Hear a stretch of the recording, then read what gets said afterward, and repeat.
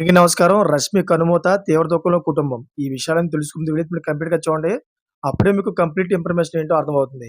అదే విధంగా చాలామంది వీడియో చూస్తున్నారు గానీ సబ్స్క్రైబ్ చేసుకోవడం మాత్రం మర్చిపోతున్నారు. దయచేసి సబ్స్క్రైబ్ చేసుకోండి. సబ్స్క్రైబ్ చేసుకోవడం వల్ల నేను చేసే ప్రతి ఒక్క అప్డేట్ మీరు ముందుగానే పొందగలుగుతారు. అదే విధంగా చాలామంది లైక్ చేయడం మర్చిపోతున్నారు. దయచేసి లైక్ చేయండి. లైక్ చేయడం వల్ల ఈ ఇన్ఫర్మేషన్ మనం చాలా మందికి రీచ్ చేయడం వల్ల అవుతాం. ఇంక లేట్ చేయకుండా వీడియోలోకెళ్ళిపోదాం. ఫ్రెండ్స్ ఆమె చేసే వీడియోలు తెగ వైరల్ అవుతుంటాయి.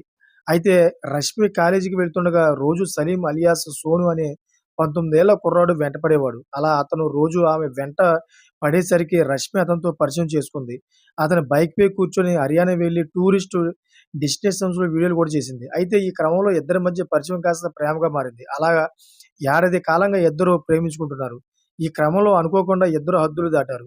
ఫలితంగా రష్మి గర్భం దాల్చింది. ఈ విషయం ఆమె సోనుకి చెప్పింది. ఇప్పటినుంచి సోను ఆమెతో కలిసేవాడు. అదేవిధంగా కేవలం ఫోన్‌లో మాట్లాడేవాడు. కాలం గడిచే కొద్దీ రష్మికి తన గర్భం గురించి ఇంట్లో తెలిసిపోతుందని భయపడింది. అయితే చివరికి ఓ రోజు సోనుని మరో యువతతో బైక్‌లో వెళ్లడం చూసి అతనికి ఫోన్ చేసి పోలీసులకు ఫిర్యాదు చేస్తానని బెదిరించింది. దీంతో సోను భయపడి రష్మితో పెళ్లికి అంగీకరించాడు.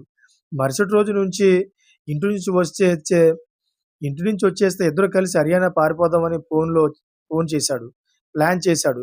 సోనుతో పాటు అతని ఇద్దరు స్నేహితులు పంకజ్, సోహితి కూడా వచ్చారు. సోను రష్మి పెళ్లి చేసుకోవడానికి అతని స్నేహితులు సాయం చేస్తున్నారని రష్మికి చెప్పారు.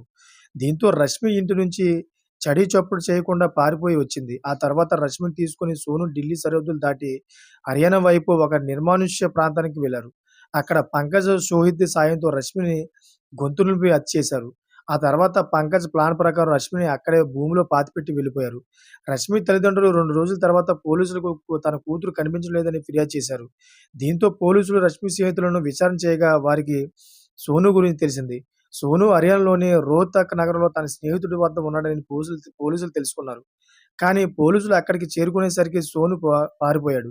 అయితే పొరపాటున వారి చేతికి పంకజ్, సోహిత్ చిక్కారు. పోలీసులు వారిద్దరిని గట్టిగా గట్టిగా ప్రశ్నించే పోలీసులు వారిద్దరిని గట్టిగా ప్రశ్నించేసరికి జరిగిందని చెప్పేసారు. చూసారు ఫ్రెండ్స్, ఇటువంటి లేటెస్ట్ అప్డేట్స్ కోసం ఛానెల్ సబ్స్క్రైబ్ చేసుకోండి. Thank for watching friends.